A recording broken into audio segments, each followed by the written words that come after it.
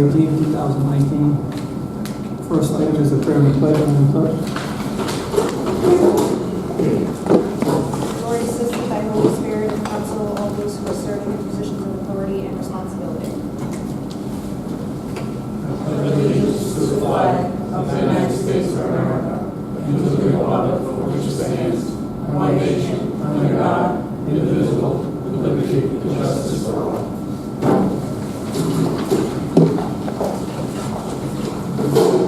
Roll call, please. Mrs. Barnwell? Here. Mrs. O'Hara? Here. Mr. O'Hare? Here. Mr. Zwolinski? Present. Mr. Vadeney? Here. Next item is the open forum.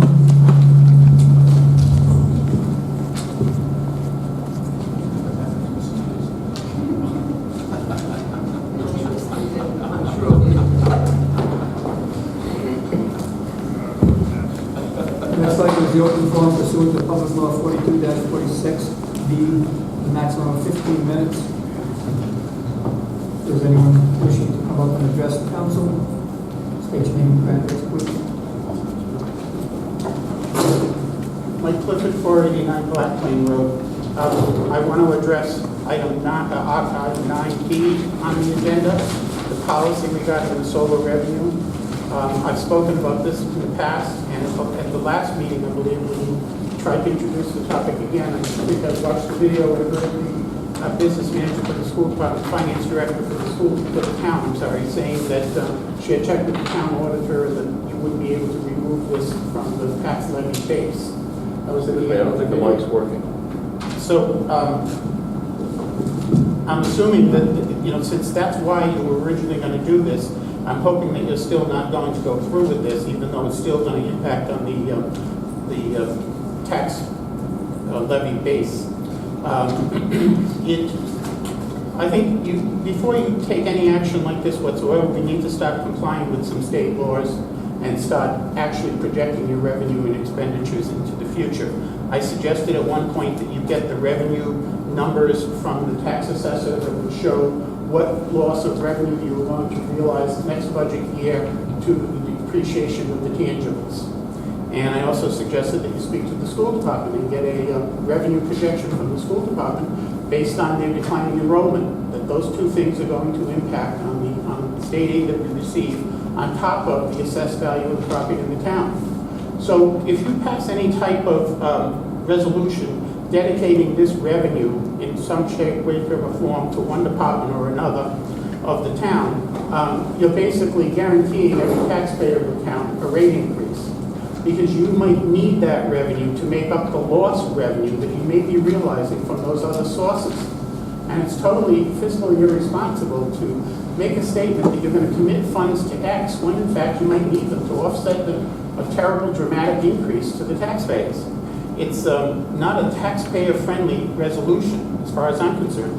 You have one thing already on the books that I've never been a proponent of, but somebody put it on the books at one point or another, and that is the policy of the detail revenue from the police department going towards the purchase of police vehicles. When I was on the budget committee, they were buying new vehicles, hand over fist every year, and at one point we asked to see the mileage charts on those vehicles. And we were trading in cars and trading in police vehicles that had very low mileage as far as I'm concerned, and as far as the rest of the budget committee members were concerned. And when we spoke to the chief, I believe he ended up going before the council and requesting permission to spend that money on other items. It didn't seem to any of us that it made sense that we'd be buying new police vehicles when the town administrator at the time was driving around in a town-owned car that had a hole in the floorboard right under the brake pad. So when you pigeonhole money for certain departments, you're not looking at the needs of all of your town departments at the same time, and you should be looking at them globally. In one given year, one need can be far greater than another. So I think it's a very big misservice to the taxpayers and to other town departments to take that type of action. I also think it violates your town charter, because your town charter outlines in Articles 3 and 5 the budgeting and capital process.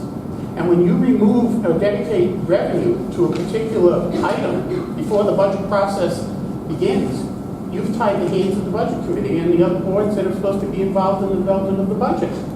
There's absolutely no need for this resolution If the purpose was to remove it from the tax levy, and you've now learned that you can't remove it from the tax levy, there's no need for this resolution. You can simply replace it by every year asking the tax assessor how much money is coming from the solar farms, and then you can make a judgment call in that given year, how much money to budget in certain line items. If you pass this resolution without being able to remove it from the levy, the only ulterior motive to doing that would be to remove it from the budget discussions and the public hearings on the budget. Because if you're going to take a certain dollar amount and put it in a line item called capital, and you're not going to tell the public what capital that is that you're purchasing, we don't have the right to opinionate on that. It's a violation of your charter.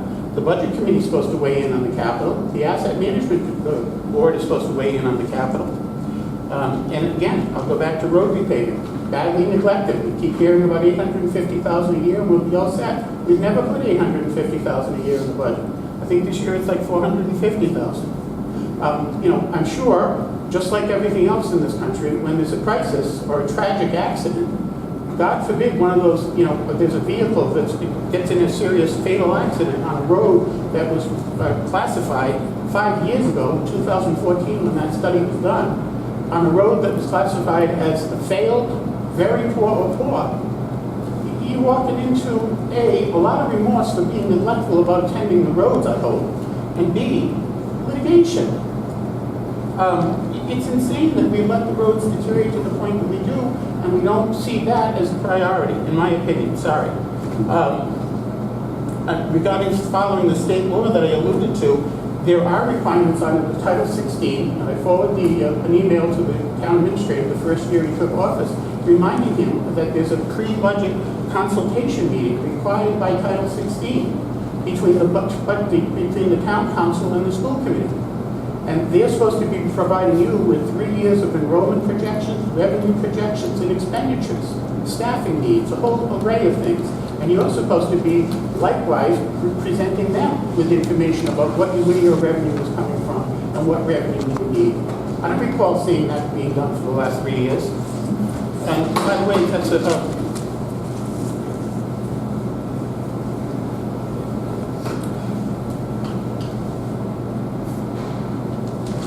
I won't go on any longer because I've spoken at the other meetings about it as well, but I do want to get on for the record that I brought it to the attention of the solicitor and the president of the council that you have an item on the agenda that requires a public hearing, and no public hearing, to my knowledge, was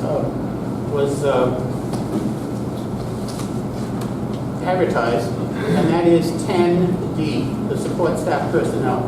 There's supposed to be a fiscal impact statement available to the public. I'm sorry.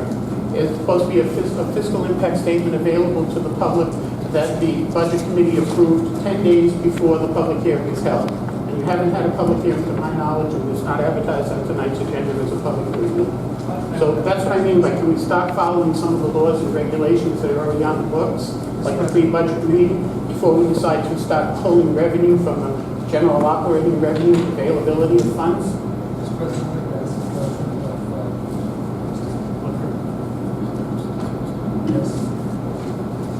Mike, you said 10 new business, right? Was it F that you were talking about? Yes, David corrected me and said it's F. I looked down, but I'm sorry, no. 10D. 10D. Thanks. Support staff personnel, any ARI, NEA contract. Any contract is supposed to have a fiscal impact statement approved by the budget committee, presented by the town council, and available to the public 10 days before the public hearing.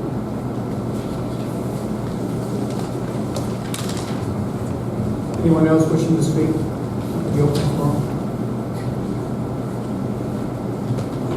Seeing none, I would entertain a motion to recess into executive session for the discussion by council vote or other action on Rhode Island General Law 42-46-5A5. Any discussion or consideration related to the acquisition or lease of real property for public purposes and/or the disposition of publicly held property, wherein advanced public information would be detrimental to the interest of the public. Motion. Motion by Mr. O'Hara, second by Mrs. Amiola. Discussion? Hearing none, roll call. Yes. Mrs. O'Hara? Yes. Mr. Rozier? Yes. Mr. Zelinski? Yes. Mr. Vadeney? Yes.